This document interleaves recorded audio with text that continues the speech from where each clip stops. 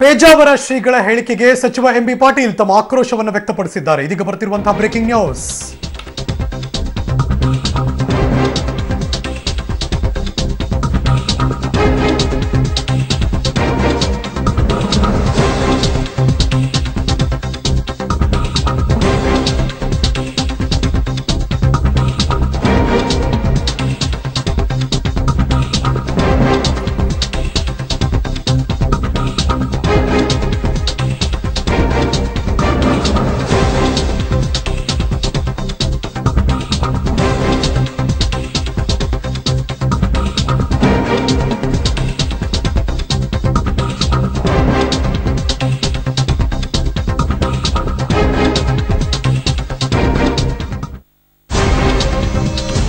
ಇತ್ತೀಚೆಗೆ ಗೊತ್ತಿರೋ ಹಾಗೆ ಲಿಂಗಾಯತರು ಮತ್ತು ವೀರಶೈವರ ಇತರ ಧರ್ಮದ ಹೋರಾಟ ನಡೀತಾ ಇದೆ. ಕಾಂಗ್ರೆಸ್ ಬಿಜೆಪಿ ನಡುವೆ ಮತ್ತೆ ಧರ್ಮ ಸಂಘರ್ಷ ಬಂತು ಅಂತ ಅನಿಸ್ತಾ ಇದೆ.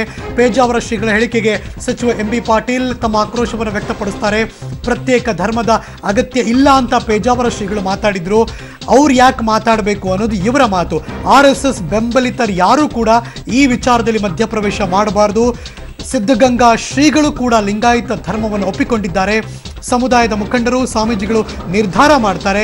ಇದರಲ್ಲಿ ಪೇಜಾವರ ಶ್ರೀಗಳ ಹಸ್ತಕ್ಷೇಪ ಮಾಡೋ ಅವಶ್ಯಕತೆ ಇಲ್ಲ. ಪಂಚಪೀಠಾಧೀಶ್ವರರು ಬಸವಣ್ಣನವರನ್ನು ಕೂಡ ಒಪ್ಪೋದಿಲ್ಲ. RSS ಬೆಂಬಲಿಗರು ಯಾಕೆ ಈ ವಿಚಾರದಲ್ಲಿ ಮಧ್ಯಪ್ರವೇಶ ಮಾಡ್ತಿದ್ದಾರೆ? ಮುಖ್ಯಮಂತ್ರಿ ಯಾವತ್ತೂ ಕೂಡ ಧರ್ಮವನ್ನು ಒಡೆಯೋ ಕೆಲಸ ಮಾಡ್ತಿಲ್ಲ. ಕೇಂದ್ರ ಸರ್ಕಾರ ನಮ್ಮ ಮಾತು ಕೇಳಿಸ್ಕೊಳ್ಳದೆ ಇದ್ರೆ ಕಾನೂನು ಹೋರಾಟಕ್ಕೂ ಕೂಡ ಸಿದ್ಧ ಇದ್ದೀವಿ ಅಂತ ಬೆಂಗಳೂರಿನಲ್ಲಿ ಜಲಸಂಪನ್ಮೂಲ ಸಚಿವರಾದ ಎಂಬಿ ಪಾಟೀಲ್ ತಮ್ಮ ಆಕ್ರೋಶವನ್ನು ವ್ಯಕ್ತಪಡಿಸಿದ್ದು ಹೀಗೆ. ಇದೀಗ ಬರ್ತಿರುವಂತಹ ಬ್ರೇಕಿಂಗ್ ನ್ಯೂಸ್. ಇದ್ರ ಬಗ್ಗೆ ಮತ್ತಷ್ಟು ಮಾಹಿತಿ ನನ್ನ ಕೊಲೀಗ್ ಪೊಲಿಟಿಕಲ್ ಬ್ಯೂರೋ ಇಂದ ರವೀಶ್ ದೂರವಾಣಿ ಸಂಪರ್ಕದಲ್ಲಿದ್ದಾರೆ. Good afternoon Ravish. Good afternoon Ravish, ಹೇಳಿ. ಎಂಬಿ ಪಾಟೀಲ್ ಅವರ ಹೇಳಿಕೆ ಒಂದ್ ರೀತಿ ಸರ್ಕಾರವನ್ನ ಡಿಫೆಂಡ್ ಮಾಡಿಕೊಂಡ್ರು, ಪ್ಲಸ್ ಆ ಮೂಲಕ ಮಗದೊಂದು ಪಕ್ಷಕ್ಕೆ ಎಚ್ಚರಿಕೆಯೋ ಇದು?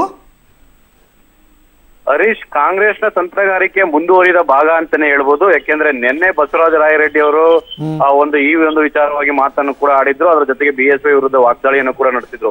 ಇವತ್ತು ಎಂಬಿ ಪಾಟೀಲ್ ಅವರು ಕೂಡ ಅದನ್ನ ಮುಂದುವರಿಸಿದ್ದಾರೆ. ಅಂದ್ರೆ ಪ್ರಮುಖವಾಗಿ ಪೇಜಾವರ ಶ್ರೀಗಳು ಈ ಬಗ್ಗೆ ಯಾವುದೇ ರೀತಿಯ ತಲೆ ಕೆಡಿಸ್ಕೋಬಾರದು. ನಮ್ಮ ಧರ್ಮದಲ್ಲಿ ನಮ್ಮ ಒಂದು ಸಮುದಾಯದ ಸ್ವಾಮೀಜಿಗಳಿದ್ದಾರೆ, ಸಿದ್ಧಗಂಗಾ ಶ್ರೀಗಳಿದ್ದಾರೆ, ಎಲ್ಲಾ ರೀತಿಯ ಸ್ವಾಮೀಜಿಗಳಿದ್ದಾರೆ.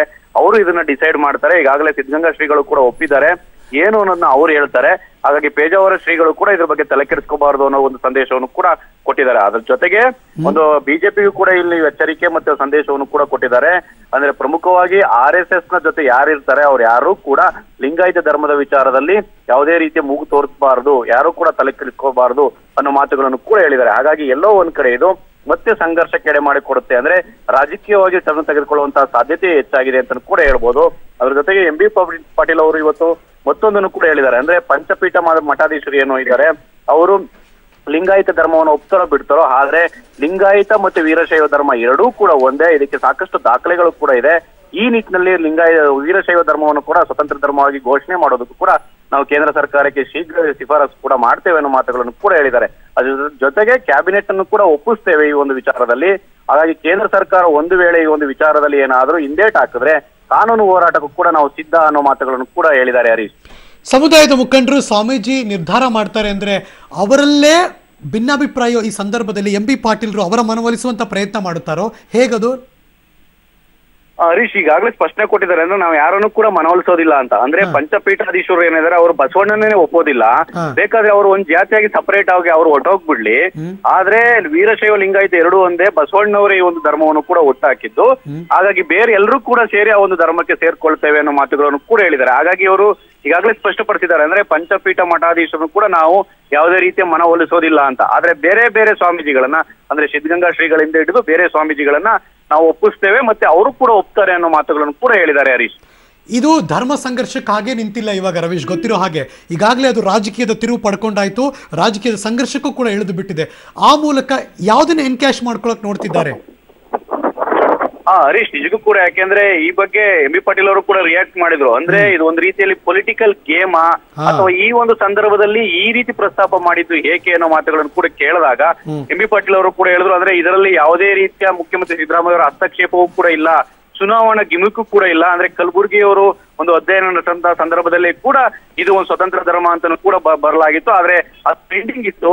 ಈಗ ಅದನ್ನ ನಾವು ಕಂಟಿನ್ಯೂ ಮಾಡ್ತೇವೆ. ಅವರ ಅಧ್ಯಯನ ಏನಿತ್ತು ಆ ಒಂದು ಅಧ್ಯಯನ ಪ್ರಕಾರವೇ ಅದರ ಆಧಾರದ ಮೇಲೆಯೇ ಸ್ವತಂತ್ರ ಧರ್ಮ ಘೋಷಣೆ ಮಾಡೋದಕ್ಕೆ ಏನೆಲ್ಲ ಶಿಫಾರಸುಗಳು ಮಾಡಬೇಕು ಈಗ ಮಾಡ್ತೇವೆ ಅನ್ನೋ ಮಾತುಗಳನ್ನು ಕೂಡ ಹೇಳಿದ್ದಾರೆ. ಆದ್ರೆ ಏನಾದ್ರೂ ಕೂಡ ಪೊಲಿಟಿಕಲ್ ಗೇಮ್ ಶುರುವಾಗಿದೆ ಅನ್ನೋ ಪ್ರಶ್ನೆ ಕಾಡ್ತಾ ಇದೆ. ಅದು ಕೂಡ ಎಲೆಕ್ಷನ್ ಟೈಮ್ ಅಲ್ಲಿ ಈ ರೀತಿ ಒಂದು ಪ್ರಸ್ತಾಪ ಆಗಿರೋದ್ರಿಂದ ನಿಜಕ್ಕೂ ಕೂಡ ಜನರಲ್ಲೂ ಕೂಡ ಸಾಕಷ್ಟು ಅನುಮಾನಗಳು ಮತ್ತೆ ಚರ್ಚೆಗಳಾಗ್ತಾ ಇರೋದಂತೂ ಸತ್ಯ. Thank you so much Ravish, ಈ ಕ್ಷಣದೆಲ್ಲ ಮಾಹಿತಿಗಾಗಿ.